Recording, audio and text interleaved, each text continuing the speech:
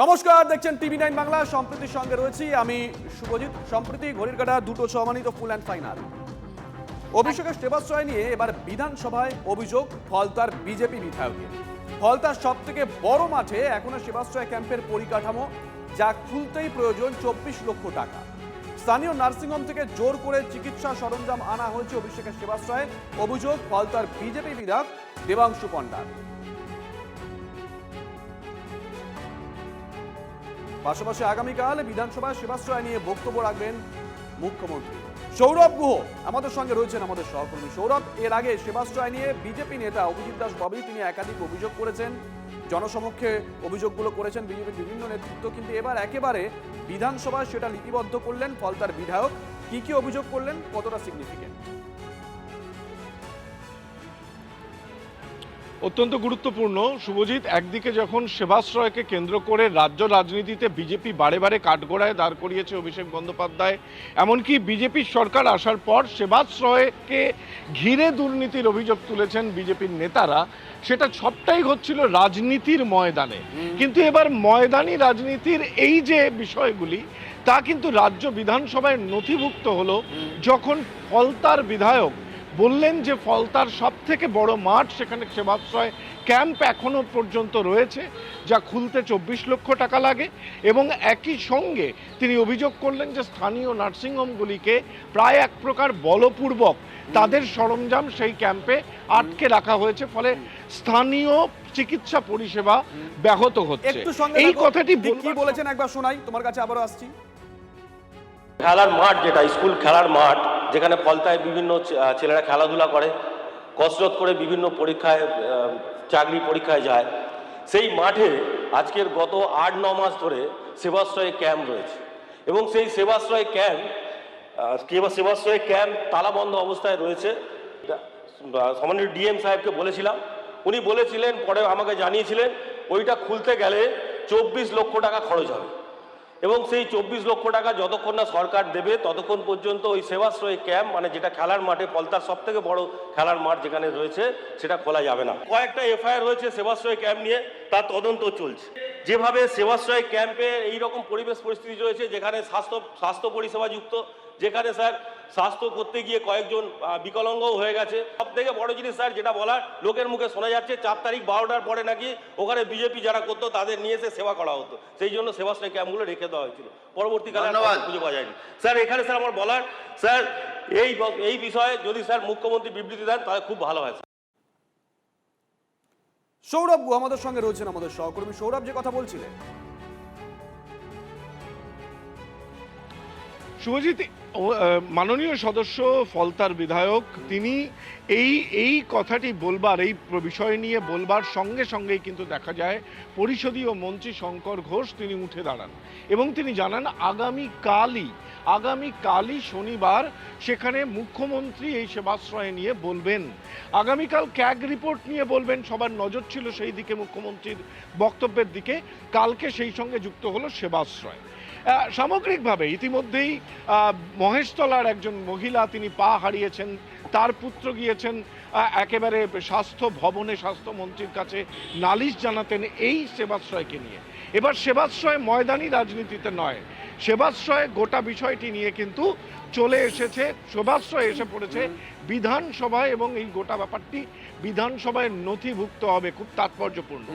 কুণাল ঘোষ একটি গুরুত্বপূর্ণ কথা তুলেছেন যে সেবাশ্রয় নিয়ে বক্তব্য থাকলে, অভিষেক টার্গেট থাকলে, তিনি তো সাংসদ, তা নিয়ে লোকসভায় কেন আলোচনা হচ্ছে না? বিধানসভার তিনি সদস্য নন, তার পক্ষে আত্মপক্ষ সমর্থনে কিছু বলবার উপক্রম নেই। সেক্ষেত্রে দাঁড়িয়ে যিনি সদস্য নন, তার বিষয় নিয়ে কেন বিধানসভায় আলোচনা হবে? তবে সেবাশ্রয় নিয়ে বিধানসভায় আলোচনা হবে। যে অভিযোগগুলো বিজেপি তুলছিল সেগুলো এবার বিধানসভার কার্য বিবরণীতে স্থান পাবে, নথিভুক্ত হবে। এটা অবশ্যই তাৎপর্যপূর্ণ। শুভজিৎ, সঙ্গে থাকো সৌরভ।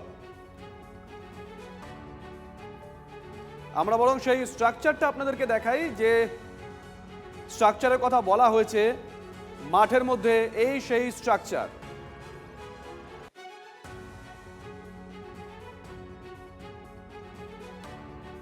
আমরা সেই ছবি আপনাদেরকে দেখাচ্ছি। ওপরে দেখুন সেবাশ্রয় লোগোটাও রয়েছে। এই সেই স্ট্রাকচার। ফলতার সব থেকে বড় মাঠ এটাই, সেখানে ওই স্ট্রাকচার, ওই ক্যাম্পের পরিকাঠামো এখনো রয়েছে, যা বিধানসভায় লিপিবদ্ধ করেন ফলতার বিধায়ক। এটা খুলতেই 24 লক্ষ টাকা প্রয়োজন।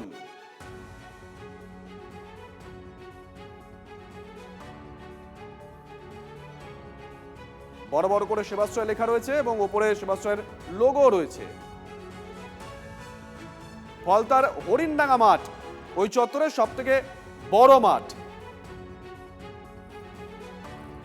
এবং এবং শুভজিৎ দেখো, পুরো মেডিকেল কলেজের স্ট্রাকচারের আদলে সেই ক্যাম্পের স্ট্রাকচার করা হয়েছে, খুব ইন্টারেস্টিং।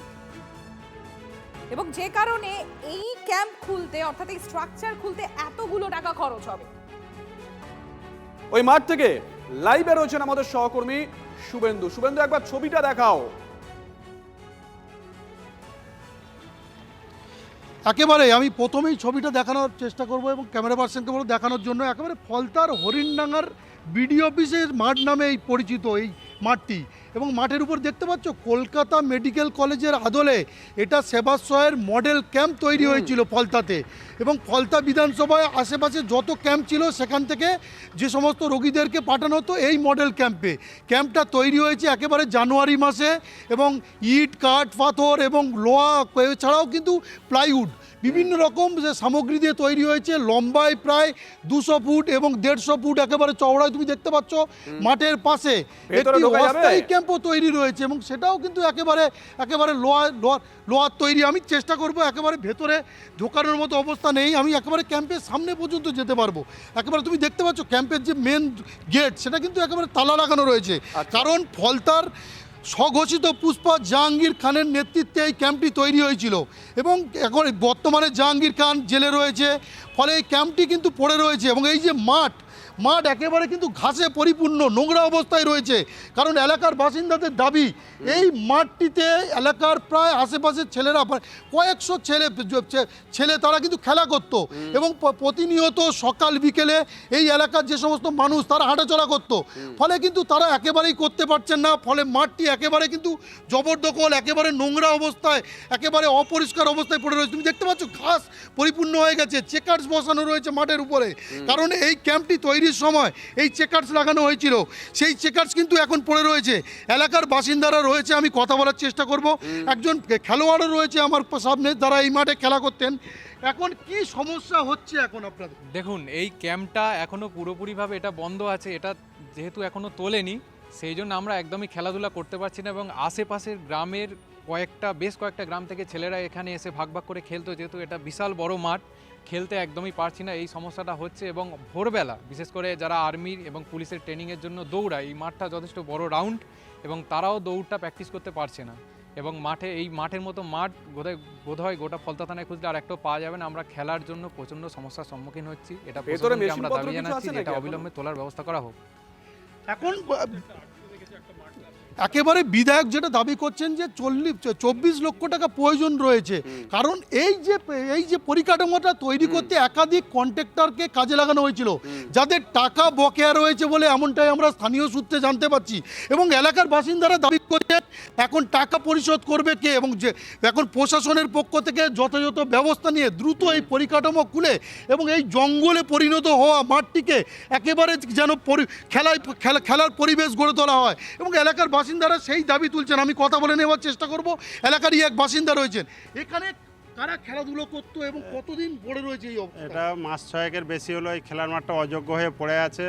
এখানে আশেপাশের হরিণডাঙ্গা, হোগলা, তালান্ডা, রায়পাড়ার ছেলেরা সব খেলতো এখানে। আচ্ছা, এই মাঠটা কি কোনো ক্লাবের মাঠ? পরিবেশটা এমনই, এখানে কিছু বলার নেই। কেন জাহাঙ্গীর এখানে ছিল, কোনো কিছু বললেই তিনি আমাদের তুলে নিয়ে যে অত্যাচার করার ভয়ে কেউ মুখ খুলে নেয় এতদিন। এই মাঠটা কি ক্লাবের মাঠ নাকি সরকারি মাঠ? এই মাঠটা সরকারি মাঠ, বিডিও অফিসের আন্ডারে আছে। এবং এই যে পরিকাঠামোটা তৈরি করেছিল কে, এবং এই 24 লক্ষ টাকা পাবে বলছে, এর কি ব্যাপার? এটা জাহাঙ্গীরের নেতৃত্বেই তৈরি হয়েছিল, কেন উনি ফলতার সভাপতি। এখানে সবসময়তে ওনাকেই এসে এই কাজ দেখাশোনা করতে আমরা দেখতে পেতাম। এবং এই 24 লক্ষ টাকা কারা পায়? এই 24 লক্ষ টাকাটা কন্ট্রাক্টররা পায় হয়তো, কেন বিভিন্ন কন্ট্রাক্টর এসে কাজ করেছে এখানে, আমরা দেখেছি দিন রাত কাজ হয়েছে এখানে। এখন আপনারা কি চাইছেন? এখন আমরা চাচ্ছি খেলার মাঠটা খেলার যোগ্য পরিবেশ তৈরি হোক। এই মানে সেবাশ্রয় ক্যাম্পটা ভেঙে সরানো হলে আমাদের খুব ভালো হয়। শুভেন্দু, সরকারি মাঠ বুঝতে পারছো একেবারে, বিডিও আমি অফিসের তোমাকে মাঠ। আরেকবার চিত্রটা দেখানোর চেষ্টা করব। অভিষেক বন্দ্যোপাধ্যায় সেবাশ্রয়ের জন্য ব্যবহার করছিলেন, সরকারকে ভাড়া দিতেন নাকি এখানেও কোনো কিছু হয়েছে? একেবারে আমি সেই প্রশ্নটাই একেবারে এলাকার বাসিন্দাদের কাছে যাব। এই মাঠটা সরকারি মাঠ, একেবারে সেখানে সেবাশ্রয় ক্যাম্প হলো এবং এটা একেবারে তৃণমূলের সাংসদ অভিষেক বন্দ্যোপাধ্যায়ের নির্দেশে হলো, জাহাঙ্গীর খান তৈরি করলেন। একটু সঙ্গে এই থাকো, তোমার মাঠের কাছে ভাড়া আসবো। কি অভিজিৎ দাস বাবু এই মুহূর্তে আমাদের সঙ্গে রয়েছেন। অভিজিৎ বাবু, আপনি তো এর আগে একের পর এক অভিযোগ করেছেন, আজকে দেখলাম বিধানসভায় ফলতার বিধায়ক একটা অভিযোগকে লিপিবদ্ধ করলেন। এই হরিণডাঙ্গার মাঠ, যে ছবি আমরা লাইভে দেখাচ্ছি, ওখানে রয়েছেন আমাদের সহকর্মী শুভেন্দু। এই মাঠটা কার মাঠ? আমরা শুনলাম সরকারি মাঠ। যদি সরকারি মাঠ হয়ে থাকে তাহলে কি অভিষেক বন্দ্যোপাধ্যায় তিনি ভাড়া দিতেন নাকি এখানেও কোনো রকম ঘোটালা কিছু হয়েছে? না, অভিষেক কি ভাড়া দেবে? আপনার এখানটায় শুধু ফলতাকা নেই, এসডিও যে ground, diamond Harbour SDO ground সব থেকে বড় মাঠ, যেখানে ওর ঐতিহাসিক র্যালি করেছিল, তার পাল্টা যে আমি র্যালি করেছিলাম, যার পরে শুরু হলো অভিষেকের অত্যাচার। তো সেই মাঠেও তো এখনো তো পড়ে আছে স্ট্রাকচার, সেই স্ট্রাকচার এখনো খোলা হয়নি। কালকে ইনফরমেশন পেয়ে আমরা জানিয়েছি এবং সেখান থেকে পুলিশ কালকে ওই ডায়মন্ডের এসডিও গ্রাউন্ডের দেখুন বিশাল বড় স্ট্রাকচার আছে, সেখান থেকে কালকে প্রচুর ওষুধ উদ্ধার করেছে। আর ফলতায় যে স্ট্রাকচারটা আছে, এখানটায় যে ডেকোরেটর সে খুলতে গিয়েছিল ইলেকশনের আগে, তখন জাহাঙ্গীরের লোকেরা তাকে তাড়া করেছে এবং তারপরে আর তারা খুলতে পারেনি এবং এখনো তারা ভয়ে খুলতে যেতে পারছে না। সে ডেকোরেটররা তারা খুলতে যাচ্ছে পুলিশের ভয়ে, আর ওখানকার লোকের ভয়ে খুলতে পারছে না। তো এই দুটো জায়গা তো পড়েই রয়েছে, আরো কিছু কিছু জায়গায় খিচখিচ জায়গায় পড়ে আছে। তো ডায়মন্ড হারবার শুধু ফলতা তো নয়, ওর থেকে বেশি বড় স্ট্রাকচার আছে এসডিও গ্রাউন্ড ডায়মন্ড হারবারে। ওখানে সাংবাদিকদের পাঠান, গিয়ে দেখুন। এবং ওখানে কালকে প্রচুর পরিমাণে ওষুধ উদ্ধার হয়েছে, যে ওষুধগুলো কোনো কোয়ালিটি ছিল না, যেগুলো কে লুকিয়ে রাখা হয়েছিল, যেভাবে মাটিতে চেপে রাখা হয়েছিল ধান চেপেরিয়াতে, যেখানে মাটি খুঁড়ে পাওয়া গেল। ওই কালকে সেবাশ্রয়ের এসডিও গ্রাউন্ডের সেবাশ্রয়ের ক্যাম্পের ভেতর থেকে প্রচুর ওষুধ উদ্ধার হয়েছে। এরকম রয়েছে, এটা তো নতুন কিছু নয়। কি স্ট্রাকচার হয়েছে সেটা বড় কথা নয়, বড় কথা হচ্ছে যে ও সেবাশ্রয় ক্যাম্পটা কিভাবে ও করলো এবং ডিএম সুমিত গুপ্তা কিভাবে পারমিশন দিল, সিএম সেটা পারমিশন কিভাবে দিল। বেশ, অসংখ্য ধন্যবাদ আপনাকে অভিজিৎ বাবু, অসংখ্য ধন্যবাদ। ফলতার বিধায়ক দেবাংশু পণ্ডা বিধানসভা ঠিক কি বলেছেন, কি অভিযোগ করেছেন, আরেকবার শোনাই। খেলার মাঠ, যেটা স্কুল খেলার মাঠ, যেখানে ফলতায় বিভিন্ন ছেলেরা খেলাধুলা করে, কসরত করে বিভিন্ন পরীক্ষায় চাকরি পরীক্ষায় যায়, সেই মাঠে আজকের গত 8-9 মাস ধরে সেবাশ্রয় ক্যাম্প রয়েছে এবং সেই সেবাশ্রয় ক্যাম্প তালাবন্ধ অবস্থায় রয়েছে। সামান্য ডিএম সাহেবকে বলেছিলাম, উনি বলেছিলেন, পরে আমাকে জানিয়েছিলেন ওইটা খুলতে গেলে 24 লক্ষ টাকা খরচ হবে এবং সেই 24 লক্ষ টাকা যতক্ষণ না সরকার দেবে ততক্ষণ পর্যন্ত ওই সেবাশ্রয় ক্যাম্প, মানে যেটা খেলার মাঠে, ফলতার সব থেকে বড় খেলার মাঠ যেখানে রয়েছে, সেটা খোলা যাবে না। কয়েকটা এফআইআর হয়েছে সেবাশ্রয় ক্যাম্প নিয়ে, তার তদন্ত চলছে। যেভাবে সেবাশ্রয় ক্যাম্পে এইরকম পরিবেশ পরিস্থিতি রয়েছে, যেখানে স্বাস্থ্য পরিষেবা যুক্ত, যেখানে স্যার স্বাস্থ্য করতে গিয়ে কয়েকজন বিকলাঙ্গও হয়ে গেছে। সব থেকে বড় জিনিস স্যার যেটা বলার, লোকের মুখে শোনা যাচ্ছে 4 তারিখ 12টার পরে নাকি ওখানে বিজেপি যারা করতো তাদের নিয়ে এসে সেবা করা হতো, সেই জন্য সেবাশ্রয় ক্যাম্পগুলো রেখে দেওয়া হয়েছিল। পরবর্তীকালে খুঁজে পাওয়া যায়নি। স্যার এখানে স্যার আমার বলার, স্যার এই বিষয়ে যদি স্যার মুখ্যমন্ত্রী বিবৃতি দেন তাহলে খুব ভালো হয়।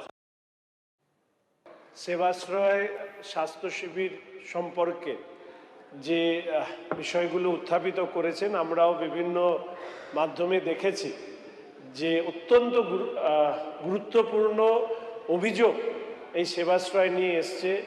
সেটা ফলতা বা ডায়মন্ড হারবার, নন্দীগ্রাম ইত্যাদি প্রত্যেকটি ক্ষেত্রেই সেবাশ্রয়ের নিয়ে যে অভিযোগ এসছে, সেই অভিযোগ নিয়ে মাননীয় মুখ্যমন্ত্রী আগামীকাল বিধানসভার সদস্যদের সামনে তিনি একটি বিবৃতি দেবেন। সেবাশ্রয় নিয়ে আমার খুব একটা ভালো স্পষ্ট ধারণা নেই। আমি যাইও নি, আমি জানিও না, কিন্তু আমি এটুকু বুঝি যে একজন ব্যক্তিকে টার্গেট করে গোটা বিষয়টা হচ্ছে, যিনি হাউসে নেই এবং যিনি আত্মপক্ষ সমর্থনের সুযোগ পাচ্ছেন না,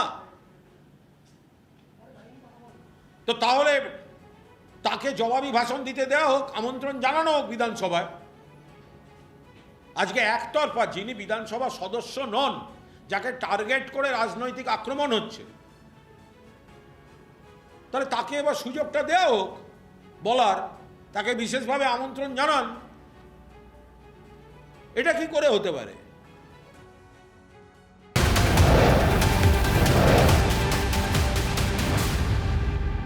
এদিকে আরও বিপাকে অভিষেক ব্যানার্জি। ডায়মন্ড হারবারের সাংসদের বিরুদ্ধে এবার বিধাননগরের সাইবার শাখায় এফআইআর। আমতলায় অফিস ভাঙা নিয়ে অভিষেক ব্যানার্জি যে হুঁশিয়ারি দিয়েছিলেন, সেই হুঁশিয়ারির প্রেক্ষিতে 8টি ধারায় অভিযোগ দায়ের। রঞ্জিত রয়েছেন আমাদের সঙ্গে। রঞ্জিত, ডিটেলস চাইব। দেখো, আমতলায় ওই টিএমসি পার্টি অফিস বুলডোজার চালানোর নিয়ে অভিষেক বন্দ্যোপাধ্যায় একটি সাংবাদিক সম্মেলন করে বলেছিলেন, নিউটনের তৃতীয় সূত্র বলেছিলেন, অর্থাৎ প্রত্যেক ক্রিয়ার সমান বিপরীত প্রতিক্রিয়া আছে।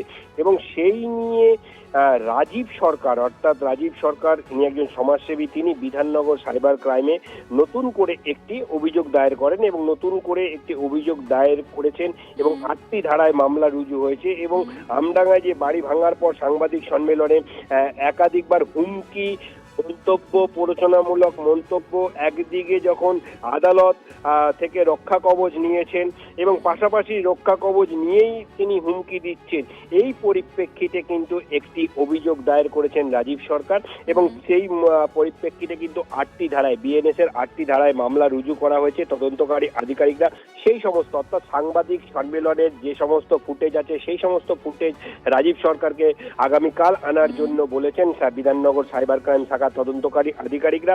মূলত রাজীব সরকার যেটা জানাচ্ছেন যে তিনি একদিকে যেরকম আদালতের রক্ষা কবচ নিয়েছেন এবং পাশাপাশি তিনি যে ডিজে মন্তব্য করেছিলেন তা নিয়ে তার যে কণ্ঠস্বরের নমুনা। শুনবো রাজীব সরকার তিনি ঠিক কি বলছেন, একবার শোনাই আপনাদের।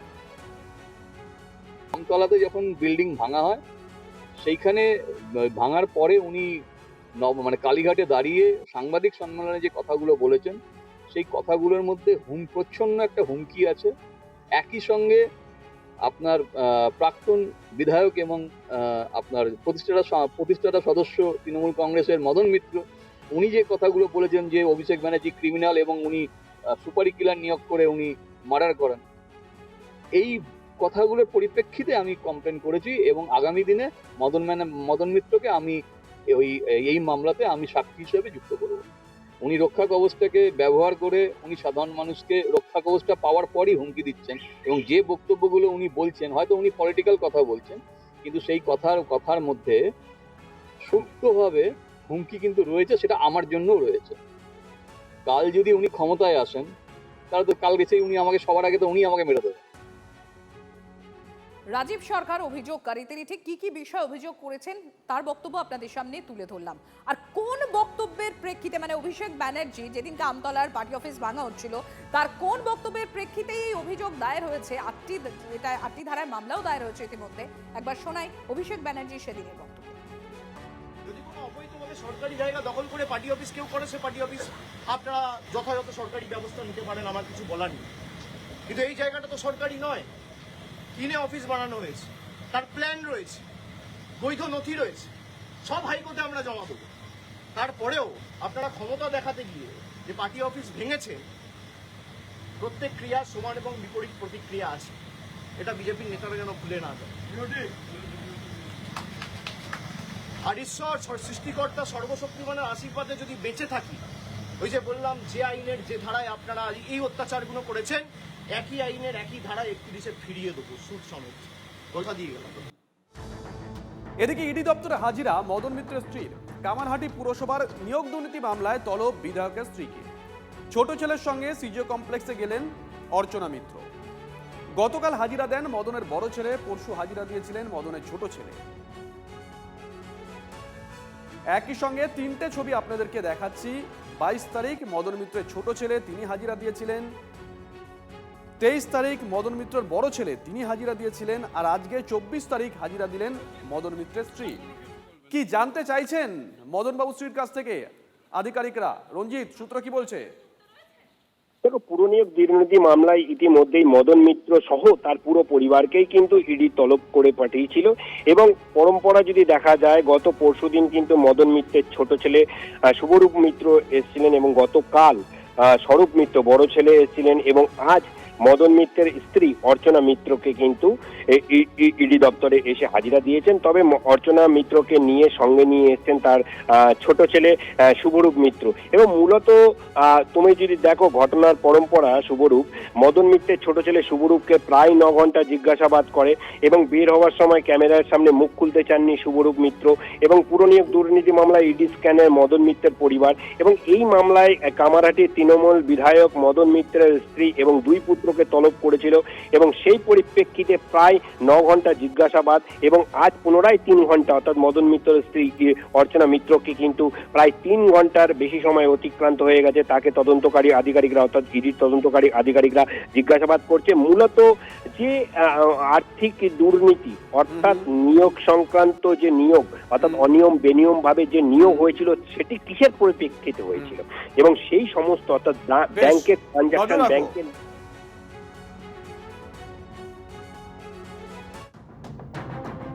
দুর্নীতিতে জিরো টলারেন্স। সরকার বা প্রশাসনেও যদি দুর্নীতি হয় সেক্ষেত্রেও একদম বরদাস্ত নয়, ফের স্পষ্ট করে দিলেন মুখ্যমন্ত্রী শুভেন্দু অধিকারী। পশ্চিম বর্ধমানে ট্রাক চালকের কাছে 22,000 টাকা খুঁজছে কোপে 2 পরিবহন দপ্তরের 2 অফিসার। সাসপেন্ড করা হলো পরিবহন দপ্তরের 2 ইন্সপেক্টর নাজমুল হক, অনুপম ব্যানার্জিকে। তোলাবাজি ও সরকারি ক্ষমতার অপব্যবহারের ধারায় মামলা রুজু, সোশ্যাল মিডিয়ায় নিজেই জানালেন শুভেন্দু অধিকারী।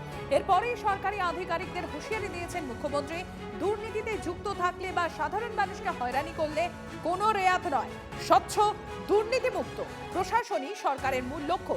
সাফ বার্তা মুখ্যমন্ত্রী শুভেন্দু অধিকারী। একটা গাড়ির কাছ থেকে টাকা তুললে দুটোকে সাসপেন্ড করেছি, অ্যারেস্ট করব এবং সরকারি কর্মচারী পুলিশ কর্মীদের বিরুদ্ধে যে সরকারি ব্যবস্থা আছে তাকে আরও মজবুত বানাচ্ছি। একদম আমার কাছে মেসেজ ডাইরেক্ট এলেই সাসপেন্ড হবে, অ্যারেস্ট হবে। টোল ফ্রি নাম্বারও চালু হচ্ছে। সব সিন্ডিকেট, বালি, কয়লা, পাথর, সুপারি, যেখানে যা টোল ফ্রিতে জানাবেন, নবান্নতে কন্ট্রোল রুম, ধরবো, অ্যারেস্ট করবো, সাসপেন্ড করবো, বাড়ি পাঠাবো। কালকে আমার কাছে বিকেলে এসছে, আমি রাতেই সাসপেন্ড করিয়েছি মোটর ভেহিকেল ইন্সপেক্টর। কোনো ছাড়াছাড়ির সিন নেই, সব বন্ধ, হাত পাতা বন্ধ। এদিকে বিধানসভায় আজও ফোকাসে তৃণমূল বিধায়ক কুণাল ঘোষ। তুমুল হট্টগোলের মধ্যেই কুণাল ঘোষের বিরুদ্ধে স্বাধিকার ভঙ্গের প্রস্তাব এনেছে বিজেপি। কুণাল ঘোষের বিরুদ্ধে পদক্ষেপের আর্জি পরিষদীয় মন্ত্রী শঙ্কর ঘোষের। ঠিক কি অভিযোগ তোলা হচ্ছে কুণাল ঘোষের বিরুদ্ধে, পাশাপাশি কুণাল ঘোষের যুক্তি বা কি, জানবো প্রদীপ্তর কাছ থেকে। প্রদীপ্ত, দেখো, গত পরশুদিন আমরা দেখেছিলাম যে তিনি বক্তৃতার সুযোগ পাচ্ছেন না, এই অভিযোগ তুলে যখন বিরোধী চিফ হুইপ বা মুখ্য সচেতক গফুরুজ্জামান বক্তৃতা করছিলেন, তার চেয়ারের সামনে, তার বসার আসনের সামনে কুণাল ঘোষ তিনি চলে যান এবং তারপর একটা হইহট্টগোল তৈরি হয়। কুণাল বাবুর দাবি যে তিনি কোনোভাবেই আক্রুজ্জামানকে হেনস্থা করতে যাননি, কিন্তু বিধানসভার তরফে বিধানসভার কর্তৃপক্ষ বা স্পিকার স্পষ্ট করেন যে কুণাল ঘোষ তিনি ওখানে মারামারি করছিলেন, মারামারি করতে গিয়েছিলেন। এরপরই গতকালও সেই জল গড়িয়েছিল বিধানসভার মধ্যে, কারণ স্পিকারের তরফ থেকে বলা হয়েছিল যে গোটা ঘটনাটি কলঙ্কজনক। যদিও কুণাল ঘোষরা বারংবার বলেছে যে সেই বক্তব্য থেকে প্রত্যাহার করতে হবে, এমনকি কুণাল ঘোষ বাইরে বেরিয়ে সেই দাবি করেন যে স্পিকার কলঙ্কজনক এই শব্দটি বাদ দেন। এরপর আজ দেখা যায় যে বিধানসভায় পরিষদীয় মন্ত্রী, রাজ্যের পরিষদীয় মন্ত্রী বিধায়ক শঙ্কর ঘোষ তিনি আবেদন করেন যে কুণাল ঘোষ শুধুমাত্র স্পিকারের চেয়ারের অমর্যাদা করেছেন, শুধু তাই নয়, স্পিকারের চেয়ারকে চ্যালেঞ্জ ছুড়ে দিয়েছেন, তার ডিগনিটি নিয়ে প্রশ্ন তুলেছেন। এহেন আবহেই কুণাল ঘোষের বিরুদ্ধে স্বাধিকার ভঙ্গের প্রস্তাব আনেন তিনি। যদিও কুণাল ঘোষের বক্তব্য এক্ষেত্রে যে তিনি কোনোভাবেই স্পিকারের চেয়ারকে অসম্মান করতে চাননি সেই অভিপ্রায় তার নেই। তাদের নিজেদের মধ্যে বেশ কিছু গোলমাল হয়ে রয়েছে, তিনি বলার সুযোগ পাচ্ছেন না। তার নাম দেওয়া হচ্ছে শোভনদেব চট্টোপাধ্যায়ের তরফে, কিন্তু তারপরও তিনি বলার সুযোগ পাচ্ছেন না। যদিও এরপর আমরা দেখি যে পরিষদীয় মন্ত্রী শঙ্কর ঘোষ বলেন যে এটা আপনাদের ঝামেলা, আপনাদের সমস্যা, আপনারা নিজেরা মিটিয়ে নিন, এর মধ্যে সরকারের কোনো দায়িত্ব নেই এবং স্পিকারের তরফ থেকেই একই বার্তা দেওয়া হয়। একই সঙ্গে তোমায় শুভজিৎ সংযোজন করবো যে পুরো নগর উন্নয়ন দপ্তরের বাজেটে গতকাল কুণাল ঘোষ জানিয়েছিলেন যে তিনি বক্তৃতা করবেন, শোভনদেব চট্টোপাধ্যায় নাম দিয়েছেন, কিন্তু এখন যে এই মুহূর্তে পুরো নগর উন্নয়ন দপ্তরের বাজেট চলছে বিধানসভার অভ্যন্তরে, সেখানেও কিন্তু কুণাল ঘোষের কোনো নাম নেই। এখন দেখার বিষয় যে আজকে নতুন করে কুণাল ঘোষ এই ক্ষেত্রে কোনো পদক্ষেপ নজর থাকবে, নজর রাখো। the very gesture of Sri Ghosh does not hide his intention of ridiculing the person holding a constitutional post. Sri Kunal Kumar Ghosh, in my opinion, has thus committed a grave breach of privilege and contempt of the House, as such conduct and behavior of Sri Ghosh are highly irresponsible, reckless, and it deserves severe reprimand for grave breach of privilege and contempt of the House. I am therefore to request you kindly to treat this as a notice of breach of privilege and to take appropriate action in the manner. Sebashray নিয়ে আমার খুব একটা ভালো আমি স্পষ্ট ধারণা নেই, আমি যাইও নি, আমি জানিও না, কিন্তু আমি এটুকু বুঝি যে একজন ব্যক্তিকে টার্গেট করে গোটা বিষয়টা হচ্ছে যিনি হাউসে নেই এবং যিনি আত্মপক্ষ সমর্থনের সুযোগ পাচ্ছেন না। তো তাহলে তাকে জবাবি ভাষণ দিতে দেওয়া হোক, আমন্ত্রণ জানানো হোক বিধানসভায়। আজকে একতরফা যিনি বিধানসভা। আর শুভজিৎ, ফুল অ্যান্ড ফাইনালের এই পর্বে আমরা এবার নজর রাখবো একটু দিল্লির দিকে, তার কারণ আমরা জানি কখনো জনতা পার্টি এবং তাদের যে নিট প্রশ্ন ফাঁস কাণ্ড সেই নিয়ে তাদের আন্দোলন রীতিমতো উত্তাল হয় রাজধানী দিল্লি। এবং ইতিমধ্যে সোনাম ওয়াংচুক তিনি ইতিমধ্যেই তার অনশন ভঙ্গ করেছেন, কিন্তু কেন্দ্রের সঙ্গে বৈঠকে এবার কখনো জনতা পার্টি সিজেপির দুই প্রতিনিধির সঙ্গে প্রায় 1 ঘন্টা আলোচনা দুই কেন্দ্রীয় মন্ত্রী জেপি নাড্ডা এবং জিতেন্দ্র সিং এর নিরপেক্ষ জায়গায় ইতিমধ্যে বৈঠক। আর সেই বৈঠক অর্থাৎ হচ্ছে দিল্লির কনস্টিটিউশন ক্লাবে।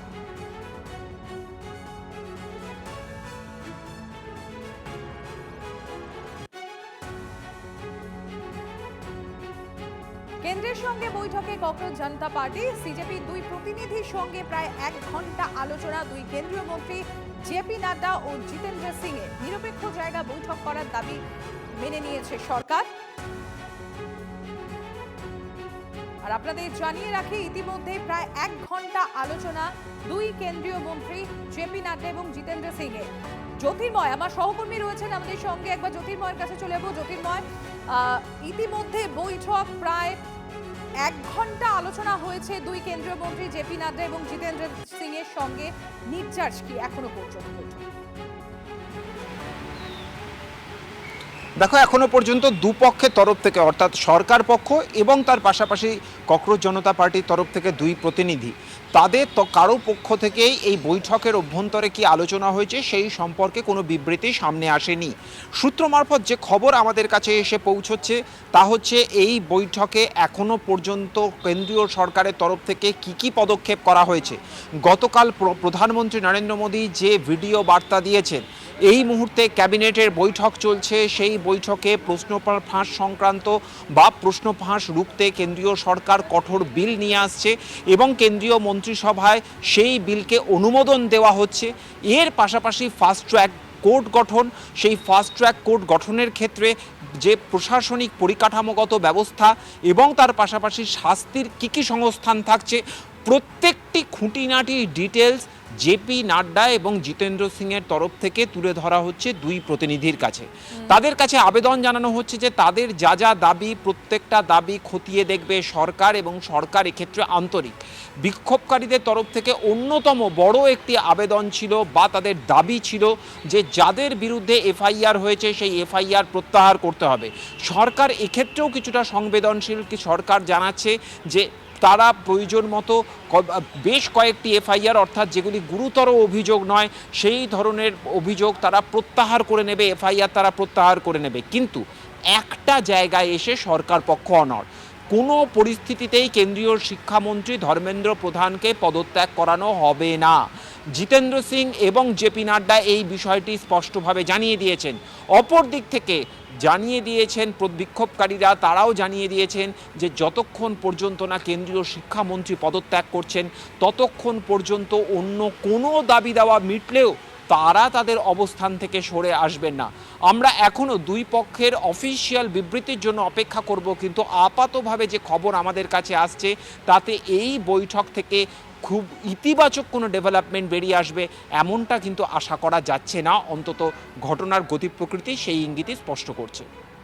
ধন্যবাদ জ্যোতির্ময়, নজর থাকবে আমাদের।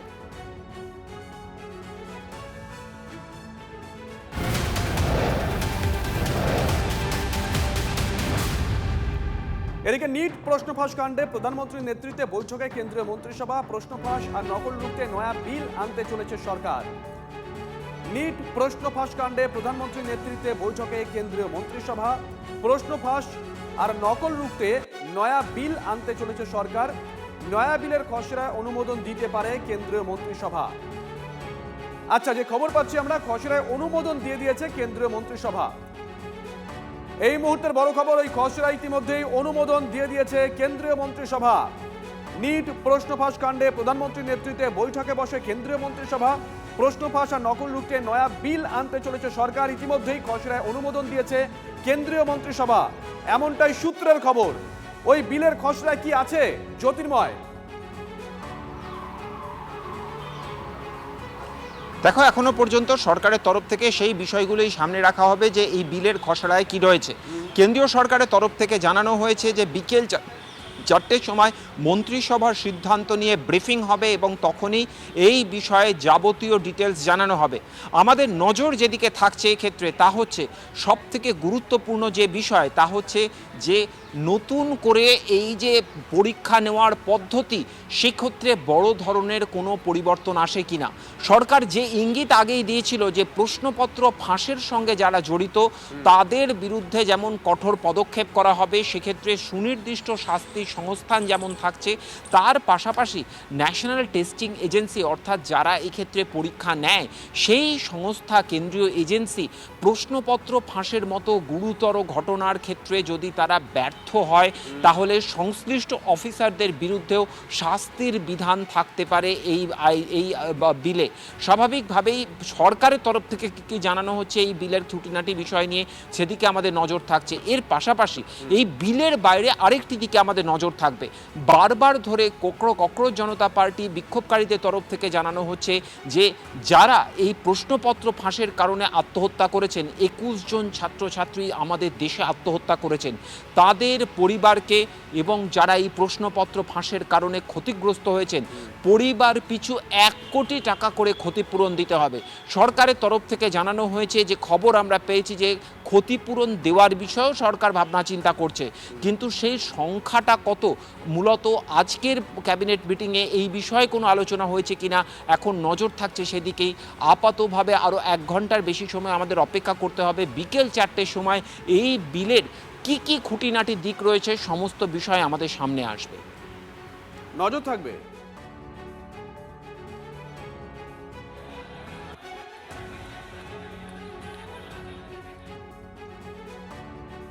আজকের বড় খবরের দিকে নজর রাখছি। নিট প্রশ্ন ফাঁস কাণ্ডে প্রধানমন্ত্রীর নেতৃত্বে বৈঠকে বসে কেন্দ্রীয় মন্ত্রিসভা।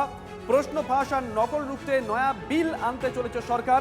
নয়া বিলের খসড়া ইতিমধ্যেই অনুমোদন দিয়েছে কেন্দ্রীয় মন্ত্রিসভা। নয়া বিলে ফাস্ট ট্র্যাক কোর্টের বিষয়ে অন্তর্ভুক্ত হতে পারে, এগুলো সবই সূত্র বলছে। পেপার লিকে দোষীদের সাজা আরও বাড়ানো হতে পারে। ব্যক্তিগত অপরাধের ক্ষেত্রেও কড়া সাজার প্রস্তাব থাকতে পারে নয়া বিলে, এমনটাই সূত্রের খবর। বিকেল 4টের সময় সরকারের তরফ থেকে ব্রিফ করা হবে যে এই বিলের খসড়ায় ঠিক কি কি আছে।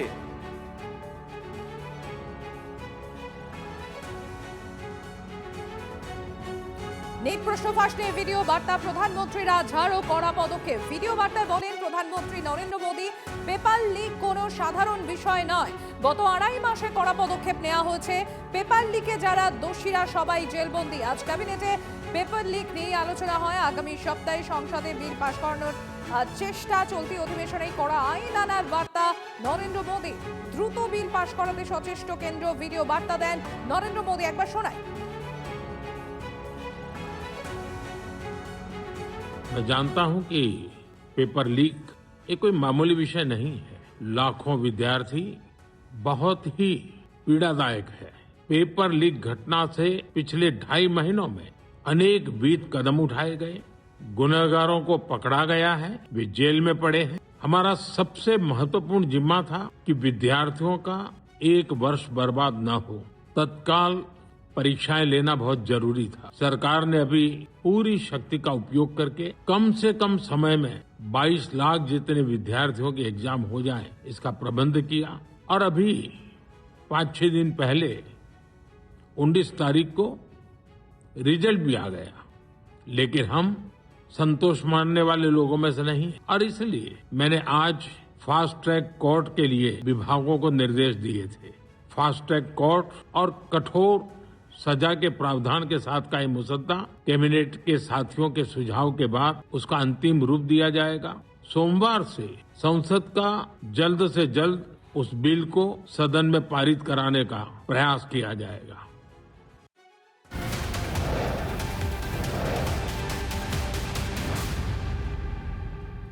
নিট প্রশ্ন ফাঁস কাণ্ডে প্রধানমন্ত্রীর নেতৃত্বে বৈঠকে কেন্দ্রীয় মন্ত্রিসভা প্রশ্ন ফাঁস ও নকল রুখতে নয়া বিল আনতে চলেছে সরকার।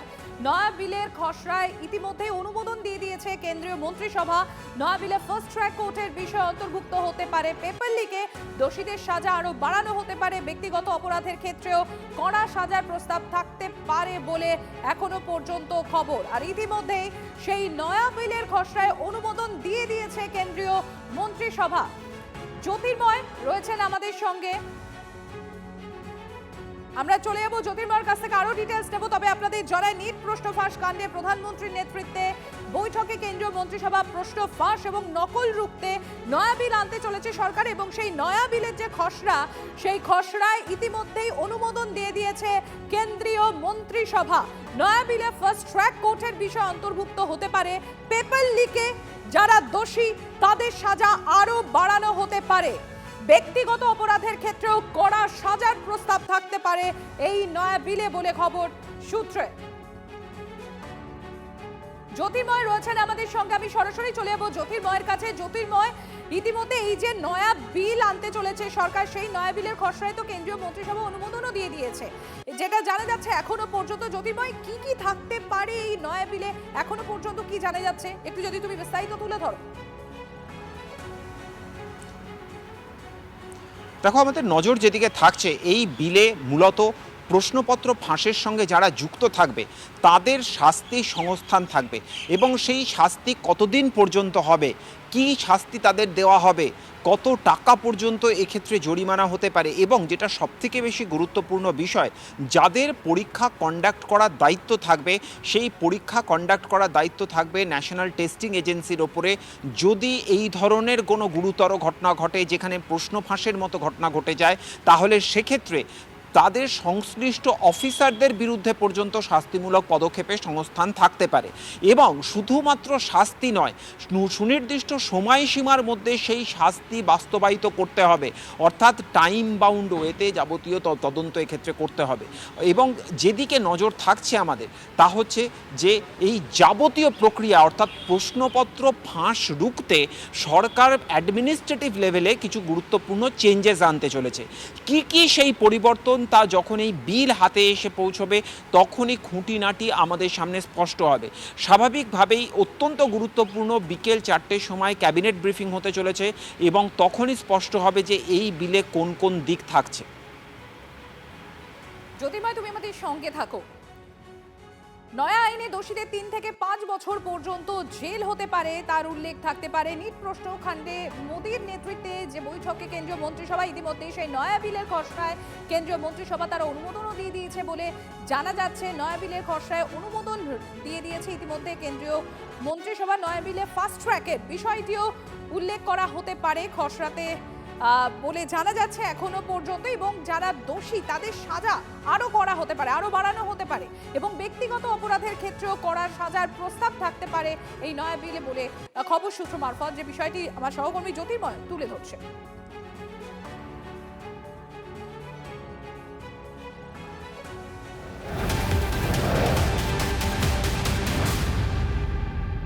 এদিকে নিট ইস্যুতে দিল্লির আন্দোলনের আঁচ এবার কলকাতায়। শিক্ষামন্ত্রীর পদত্যাগ চেয়ে রাস্তায় বাম ছাত্র সংগঠন। শিয়ালদা থেকে কলেজ স্ট্রিট হয়ে ধর্মতলা পর্যন্ত মিছিল 8টি বামপন্থী ছাত্র সংগঠনের, পাশাপাশি রাত জাগো দেশ জাগাও কর্মসূচিও নিয়েছে বাম সংগঠনগুলো। আপনাদের ছবি দেখাচ্ছিলাম একটু আগেই, শিয়ালদা থেকে সেই মিছিল শুরু হয়েছে। শিয়ালদায় বাম ছাত্র সংগঠনের যারা রয়েছেন তারা একে একে উপস্থিত হতে শুরু করেছিলেন। দুপুর 2:30 থেকে এই মিছিল শুরু হওয়ার কথা। রুট শিয়ালদা থেকে কলেজ স্ট্রিট, তারপর সেখান থেকে ধর্মতলা। আমরা একই সঙ্গে আপনাদেরকে 3টে ছবি দেখানোর চেষ্টা করব, 3টে আলাদা আলাদা ছবি। আমরা কলকাতার ছবি যেমন দেখাচ্ছি, পাশাপাশি আমরা দিল্লির ছবি আপনাদেরকে দেখাবো, পাশাপাশি জেলার ছবি আপনাদেরকে দেখাবো।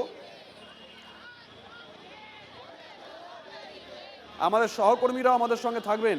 ধর্মেন্দ্র প্রধানের ইস্তফার দাবিতে আজকে কলকাতার রাজপথে বামপন্থী ছাত্র যুবরা জাতীয় পতাকা নিয়ে তারা মিছিলে এসেছেন, পাশাপাশি তাদের যে সংগঠন যে সংগঠন থেকে এসেছেন সেই সংগঠনের ব্যানারও রয়েছে।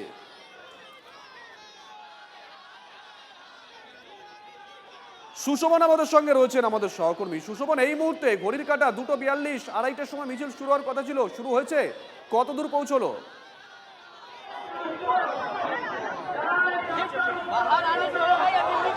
দেখো, এখনো পর্যন্ত শিয়ালদা স্টেশনে এই মিছিল রয়েছে। মিছিলের একেবারে যে সামনের অংশ সেটা আমার চিত্র সাংবাদিক রজত সিকদার সেটা দেখানোর চেষ্টা করছে, এবং একে একে মিছিলে যারা যারা অংশগ্রহণ করেছে তাদের সঙ্গেও চেষ্টা করব একেবারে কথা বলার। তুমি দেখতে পাচ্ছ যে প্রচুর একেবারে যারা লোকজন যারা মিছিল ডেকেছিলেন তারা কিন্তু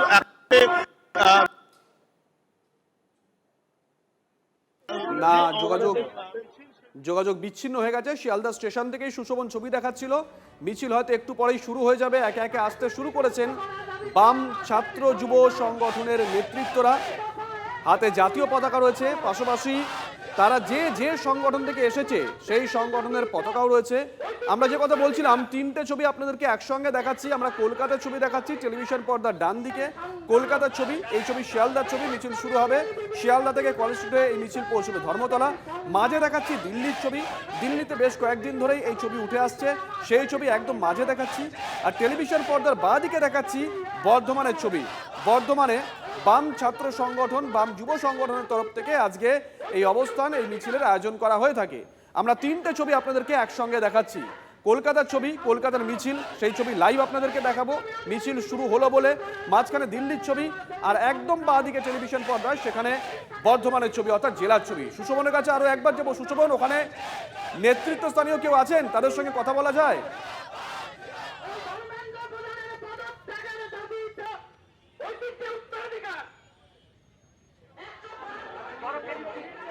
आज हमें सरकार ने सेकेंड राउंड ऑफ चौधरी के लिए बुलाया। हम लोगों की ये मांग थी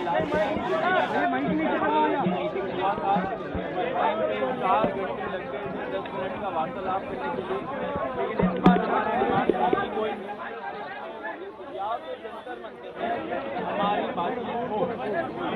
आज हम लोग यहाँ पे आए,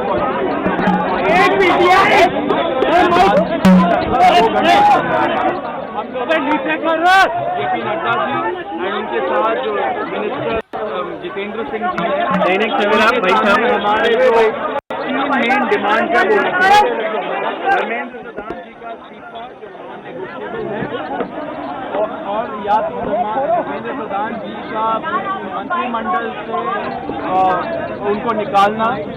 नंबर 2, 1 करोड़ का कॉम्पनसेशन जो फैमिलीज है जिनके बच्चे नीट एस्पिरेंट के सिस्टम की वजह से उन्होंने सुसाइड करके मर गए, उनके लिए 1 करोड़ का कॉम्पनसेशन।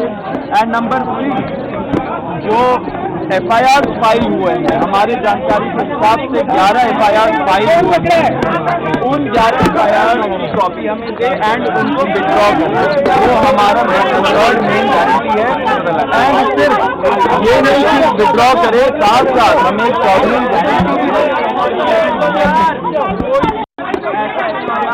प्रदर्शनकारी या ऑर्गेनाइजर के खिलाफ नहीं लगेगा। सरकार कहा गया है, ये बोला गया है भाई।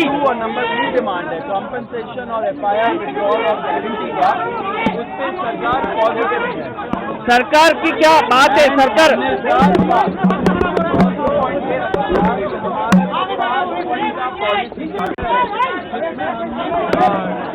क्या है कि कानून कैसे बदलने चाहिए, संस्थान जैसे NTA कैसे बदलने चाहिए, वो सजेशन भी हम लोगों ने उनको उस लेटर में अटैच करके दिया, जिसपे सरकार ने बोला कि वो सोच विचार करेंगी। लेकिन वो बात की बात है, जो हमारी मेन डिमांड है 3, उनमें से 2 डिमांड कॉम्पनसेशन और FIR का विड्रॉल और सॉवरेन गारंटी, उस पे सरकार पॉजिटिव है। और रिजाइन साथ हमने एक और चीज, रिजाइन का हम लोग बोल रहे हैं, साथ एक और चीज हुआ है, हम लोगों ने बोला कि दिल्ली पुलिस के द्वारा बहुत सारे यंग लड़के लड़कियां जो युवा है इस देश के, उनको कल रात से पूरे दिन और आज भी डिटेन किया जा रहा है कोई भी रीजन के बगैर। वो लोग जो जंतर मंतर से निकल के घर जा रहे हो, वो लोग जो जंतर मंतर के तरफ आ रहे हो, एंड वो लोग जो जैसे खाना पहुंचा रहे हो, ऐसे यंग लोगों को पुलिस डिटेन कर रही है, लॉयर्स के साथ धक्का मुक्की कर रही है। जब हमने ये बताया सरकार को कि ऐसा नहीं होना चाहिए क्योंकि ट्रस्ट डेफिसिट है लोगों के अंदर, उन्होंने बोला कि ऐसा कुछ तो नहीं हो रहा है, लेकिन अगर हो रहा है तो उन्होंने आश्वासन दिया है कि ऐसा नहीं होगा एंड दिल्ली पुलिस को वो बस बोलेंगे ऐसा नहीं करने को। अब हम बताएंगे कि क्या हुआ। धक्का मत मारो, धक्का मत मारो। सरकार से विस्तृत चर्चा हुई है। हमने सरकार को बहुत साफ शब्दों में ये बताया है कि धर्मेंद्र प्रधान जी के इस्तीफे या कुछ भी मंजूर नहीं होगा। पूरे देश भर में इस समय जहां अलग अलग आंदोलन चल रहे हैं, पूरे देश के युवाओं में जो गुस्सा है, जो आक्रोश है, एक सेंटिमेंट है, वो बहुत क्लियर सेंटिमेंट है that Dharmendra Pradhan has to resign और he needs to be sacked. सरकार से इस बारे में विस्तृत चर्चा हुई है। सरकार ने इस मुद्दे पर, इस पॉइंट पर जवाब देने के लिए कल दोपहर तक का समय मांगा है। हमने सरकार को बता दिया है कि पूरे देश भर में इस समय प्रदर्शन चल रहे हैं, जो प्रदर्शन बढ़ते जाएंगे और अगर हमें जल्द ही धर्मेंद्र प्रधान का इस्तीफा या बर्खास्ती नहीं मिली तो ये प्रदर्शन और व्यापक होंगे और जल्द ही कॉकरोच जनता पार्टी को एक और नेशनल कॉल देना होगा। हम उम्मीद करते हैं कि सरकार जल्द से जल्द धर्मेंद्र प्रधान को बर्खास्त करेगी या वो इस्तीफा देंगे और इस मामले को हमें कंक्लूजन की ओर लेकर जा पाएंगे। आपने सरकार को कोई मोहलत दिया, टाइम दिया है क्या? टाइम दिया है क्या सरकार को रिजाइन के लिए, समय के लिए? सरकार ने कॉम्पनसेशन पे और लीगल केसेस पे इन प्रिंसिपल एग्रीमेंट जताया है, पॉजिटिव है। धर्मेंद्र प्रधान की रेजिग्नेशन को लेकर कल सरकार ने फिर से समय मांगा है। कल दिन में सरकार से फिर मुलाकात होगी और हमें उम्मीद है कि कल धर्मेंद्र प्रधान जी का इस्तीफा लिया जाएगा। हमने सरकार को बता दिया है कि ये आंदोलन बहुत बड़ा हो रहा है, नेशनली स्प्रेड हो रहा है और जल्द ही अगर समाधान नहीं निकाला गया तो बीजेपी को, अगर समाधान नहीं निकाला गया तो सीजेपी को फिर से एक और नेशनल कॉल देना होगा।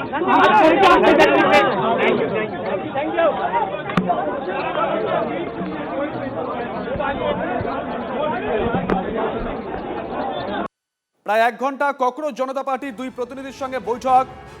নাড্ডা এবং জিতেন্দ্রের 1 ঘন্টা বৈঠকের পর সিজেপির তরফ থেকে সাংবাদিকদের মুখোমুখি হওয়া হয়েছিল। এখন দেখা যাক যে কেন্দ্রের তরফ থেকে সাংবাদিকদের কোনো প্রেস ব্রিফ করা হয় কিনা। যেটুকু বুঝতে পারলাম যে তারা এখনো পর্যন্ত ধর্মেন্দ্র প্রধানের ইস্তফাতে অনড় রয়েছেন এবং সম্ভবত আগামীকাল আরও একটা বৈঠক হতে চলেছে সম্ভবত, এখনো পর্যন্ত স্টুডিও থেকে যেটুকু শুনতে পেলাম। এরপর সরকারের তরফ থেকে কোনো বিবৃতি দেওয়া হয় কিনা অবশ্যই সেদিকে নজর থাকবে। আজকে 1 ঘন্টারও বেশি সময় বৈঠকে বসেন জেপি নাড্ডা, জিতেন্দ্র সিং, অন্যদিকে ককরোচ জনতা পার্টির দুজন প্রতিনিধি।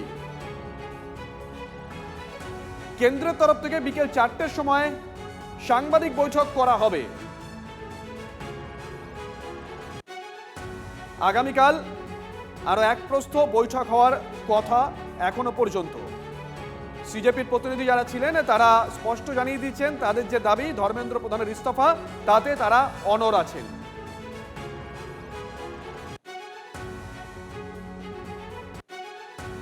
পাশাপাশি আজকে কেন্দ্রীয় মন্ত্রিসভা তারাও বৈঠক করেছে।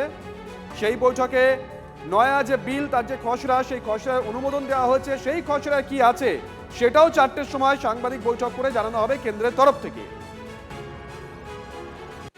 আমরা সেই বৈঠকের ছবি আপনাদেরকে দেখাচ্ছি। সিজেপি দুই প্রতিনিধি এবং সরকারের তরফ থেকে জিতেন্দ্র সিং এবং জেপি নাড্ডা তারা উপস্থিত ছিলেন। 1 ঘন্টার বেশি সময় একটি নিরপেক্ষ জায়গায় এই বৈঠকটা হয়।